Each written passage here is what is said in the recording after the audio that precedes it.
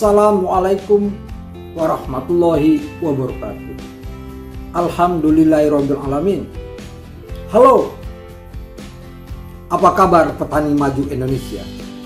Saya senantiasa mendoakan agar kita semua pada hari ini berada dalam keadaan sehat walafiat, tidak kurang suatu apapun.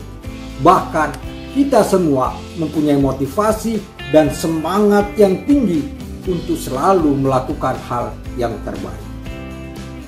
Pada hari ini kita kembali akan memenuhi permintaan yang disampaikan kepada kami, yaitu membahas masalah pencampuran pestisida agar hasilnya efektif sesuai dengan sasaran dan efisien, berarti dari segi biaya itu tidak terlalu tinggi. Para petani maju Indonesia, kebiasaan kita adalah mencampur beberapa jenis pestisida sekaligus dalam satu kali aplikasi. Tujuannya jelas adalah menghemat tenaga dan waktu, karena di lapangan seringkali tanaman mengalami beberapa ancaman sekaligus, seperti serangan beberapa jenis serangga dan fungi atau bakteri patogen. Tidak terbayang betapa repotnya andai kata kita harus melakukan penyemprotan secara berganti-ganti antara 2 atau lebih insektisida, disusul fungisida ataupun bakterisida. Belum lagi pupuk daun yang tentunya sangat penting untuk menjaga dan memulihkan kondisi tanaman. Satu-satunya solusi dalam kondisi seperti ini adalah melakukan kombinasi atau pencampuran pestisida. Kombinasi pestisida yang tepat tentu akan memberikan efikasi yang sinergis dan efisien yang cukup nyata. Sedangkan kombinasi yang tidak tepat akan menimbulkan inkompatibilitas antara pestisida satu dengan yang lain yang bersifat antagonis dan saling melembahkan. Artinya selain tidak efektif juga adalah pemborosan biaya.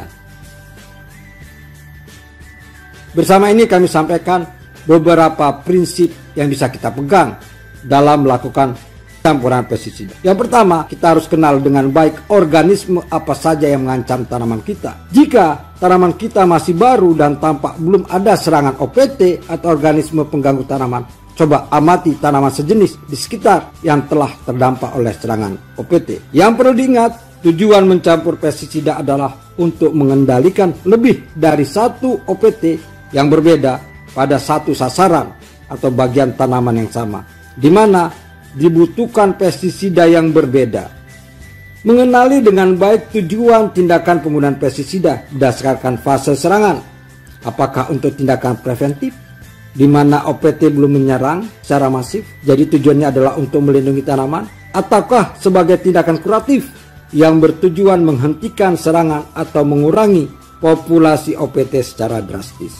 Tentukan bahan aktif pestisida sesuai kekhususan terhadap target OPT. Hindari membeli lebih dari satu merek pestisida yang berbahan aktif sama. Misalnya abamectin merek A dengan abamectin merek B, sama-sama berbahan aktif abamectin. Kenali mode of action, yaitu cara kerja pestisida. Hindari membeli lebih dari satu jenis pestisida dengan mode of action yang sama. Jangan lakukan mixing pestisida dalam konsentrasi pekatan atau langsung dari kemasan. Sebaiknya pestisida dicampurkan ke dalam ember yang berisi air dan diaduk rata terlebih dahulu, kemudian diencerkan lagi dalam tangki semprot, atau kita sebut dengan pembuatan larutan induk.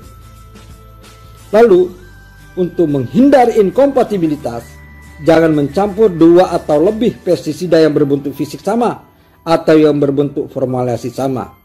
Misalnya larut dengan air, dengan larut dengan air. Lebih mudahnya kita bisa lihat tabel. Jadi larutan air seperti formulasi AS, SL, SP, SC, WSC dan SG. Lalu pestisida B-nya adalah larutan air, AS, SL, SP, SC, WSC dan SG.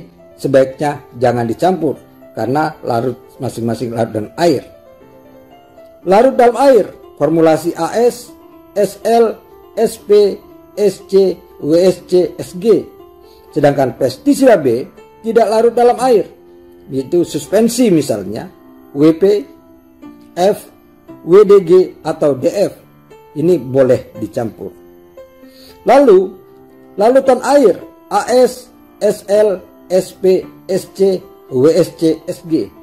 Lalu pestisida B, emulsi EC, E atau EW. Ini boleh dicampur. Tidak larut dalam air, misalnya suspensi WP, F, WDG atau DF.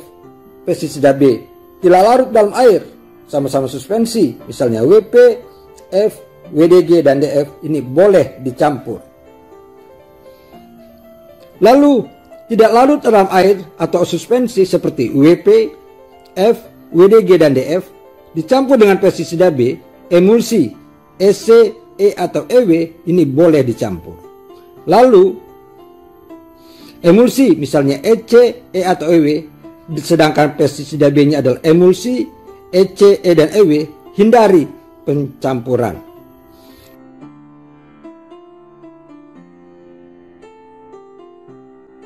Selanjutnya adalah pencampuran pestisida berdasarkan golongan. Kita bisa menggunakan tabel Donald-De-Vries atau Donald-De-Vries table. Misalnya pyrethroid, golongan pyrethroid jangan dicampur dengan golongan pyrethroid. Pyrethroid tidak direkomendasikan dicampur dengan jenis karbamat. Pyrethroid sangat direkomendasikan dengan organofosfat. Dengan nikotinoid, pyrethroid direkomendasikan. Pyrethroid direkomendasikan untuk pirazol dan pyrethroid direkomendasikan dicampur dengan spinosin. Yang kedua adalah karbamat. Karbamat tidak direkomendasikan dicampur dengan pyrethroid. Karbamat hindari atau tidak boleh dicampurkan dengan karbamat. Karbamat tidak direkomendasikan untuk organofosfat. Karbamat tidak direkomendasikan untuk nikotinoid. Karbamat tidak direkomendasikan untuk dicampur dengan pirazol. Karbamat direkomendasikan dengan spinosin. Organofosfat sangat direkomendasikan dengan pyrethroid, tetapi organofosfat tidak direkomendasikan untuk karbamat. Organofosfat juga tidak direkomendasikan untuk organofosfat, sama-sama organofosfat. Organofosfat direkomendasikan dicampur dengan nikotinoid. Organofosfat direkomendasikan dicampur dengan pirazol. Organofosfat direkomendasikan dicampur dengan spinosin. Selanjutnya, nikotinoid direkomendasikan dicampur dengan pyrethroid, tetapi nikotinoid tidak direkomendasikan dengan organofosfat. Nikotinoid tidak direkomendasikan dengan karbamat. Nikotinoid direkomendasikan dengan organofosfat. Nikotinoid hindari atau jangan dicampur dengan nikotinoid. Nikotinoid sangat direkomendasikan untuk dicampur dengan pirazol. Nikotinoid sangat direkomendasikan dengan spinosin. Selanjutnya, pirazol. Golongan pirazol direkomendasikan dengan pyrethroid, tetapi golongan pirazol tidak direkomendasikan dengan karbamat. Pirazol direkomendasikan untuk golongan organofosfat. Pirazol sangat direkomendasikan untuk nikotinoid. Dan pirazol hindari atau tidak dicampur dengan sesama pirazol. Pirazol sangat direkomendasikan sama spinosin, golongan spinosin.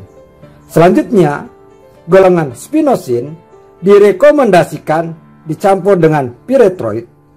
Spinosin direkomendasikan dengan jenis karbamat.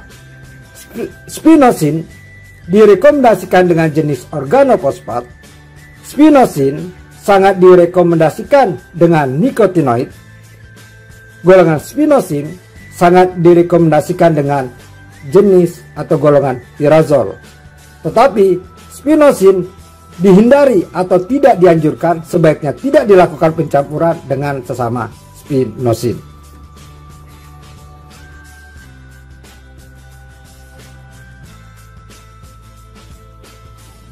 Bagaimana para petani maju Indonesia? Mudah-mudahan bisa menjadi masukan dan menambah wawasan kita bagaimana kita bisa menangani hama, penyakit, dan gulma secara efektif dan efisien sehingga tidak membebani kita. Dan yang paling prinsip adalah bahwa pengendalian OPT atau organisme pengganggu tanaman itu untuk meningkatkan hasil kita dengan tidak merugikan diri kita, tidak merugikan lingkungan, dan juga tidak merusak konsumen akhir. Kiranya cukup sekian dari kami. Kami berharap bermanfaat dan semoga berkah buat kita semua. Billahi taufiq wal hidayah. Assalamualaikum warahmatullahi wabarakatuh.